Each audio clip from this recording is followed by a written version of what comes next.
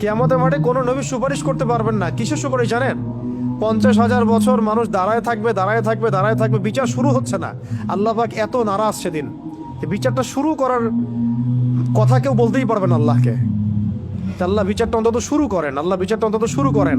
দাঁড়ায় থাকতে থাকতে আমাদের অবস্থা খারাপ, প্রত্যেক মানুষেরই অবস্থা হয়ে যাবে। মানে ইল্লা মাশা আল্লাহ, ইল্লা মাশা আল্লাহ।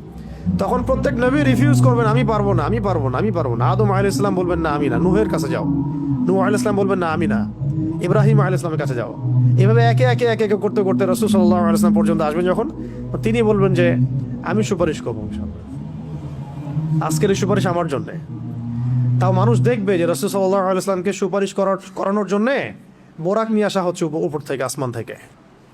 জিবরাইল আলাইহিস সালাম আসছেন, তিনি সেখানে উঠছেন, উপরে নিয়ে যাওয়া হবে। মানুষ দেখতে পারবে একটা বিশাল অট্টালিকার সামনে, আসমান এবং জমিনের মাঝখানে। এইটা হচ্ছে মাকামে মাহমুদ। এখানে গিয়ে রাসূল সাল্লাল্লাহু আলাইহি ওয়াসাল্লাম সিজদায় পড়ে যাবেন। কত বছর সিজদায় চলে যাবে আল্লাহ ভালো জানেন। এবং তিনি তখন এমন কিছু তাসবিহ পড়বেন, এমন কিছু প্রশংসা করবেন, যেটা আজ পর্যন্ত কেউ আল্লাহ পাকের শানে করে নাই। আল্লাহ পাক তাকে সেটা শিখাই দিবেন, তখন ইনস্ট্যান্ট শিখাই দিবেন। তারপরে তিনি বলবেন, ওঠো আমার হাবিব, তুমি চাও কি চাবা চাও, তোমার দোয়া কবুল করা হবে, তোমার সুপারিশ কবুল করা হবে। তিনি তখন বলবেন, আল্লাহ বিচারটা অন্তত আগে শুরু কর, আগে বিচারটা অন্তত শুরু করেন।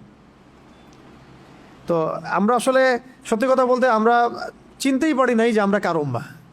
মহামানবকে, একজন মহামানবকে, যিনি আল্লাহ পাকের হাবিব, তাকে এত কষ্ট কেন সহ্য করতে হচ্ছে? কাদের জন্যে? কাদের জন্য তার এত কষ্ট? এইটা যদি আমরা উপলব্ধি করতে পারতাম, তাহলে এই সাতেমদের এগেনস্টে যে আমরা আইনের কথা বলছি, বিদ্রোহ মানে মিছিল মিটিং স্লোগানের কথা বলছি না, এগুলোর প্রয়োজন হতো না। রাষ্ট্র নিজে এগুলো খুঁজে খুঁজে বের করে রেখে দিত। যদি তারা বুঝতো যে নবী সাল্লাল্লাহু আলাইহি ওয়াসাল্লাম কে, তিনি কি করেছেন আমাদের জন্য, তার অবদান কি এই মানবতার মুক্তির দূত হিসেবে। এতটা নিমক হারাম মনে হয় উম্মাহ খুব কমই আছে আসলে বিশ্বের মধ্যে, আমরা যেটা করতেছি আর কি। আল্লাহ পাক মাফ করেন আমাদেরকে। কেন এত কষ্ট তাকে করতে হলো আমাদের জন্যে? তিনি তো মাকামে মাহমুদে যাবেন, জান্নাতুল ফিরদাউসুল আলায় যাবেন। তিনি আল্লাহর হাবিব, তার আগেও কোনো গুনাহ নাই, পরেও কোনো গুনাহ নাই। কিয়ামতের মাঠে কোনো নবী সুপারিশ করতে পারবেন না, তিনি সুপারিশ করবেন। কিয়ামতের মাঠে কোনো নবী সুপারিশ করতে পারবেন না। কিসের সুপারিশ জানেন? 50,000 বছর মানুষ দাঁড়ায় থাকবে, দাঁড়ায় থাকবে, দাঁড়ায় থাকবে, বিচার শুরু হচ্ছে না। আল্লাহ পাক এত নারাজ সেদিন, বিচারটা শুরু করার কথা কেউ বলতেই পারবেন আল্লাহকে।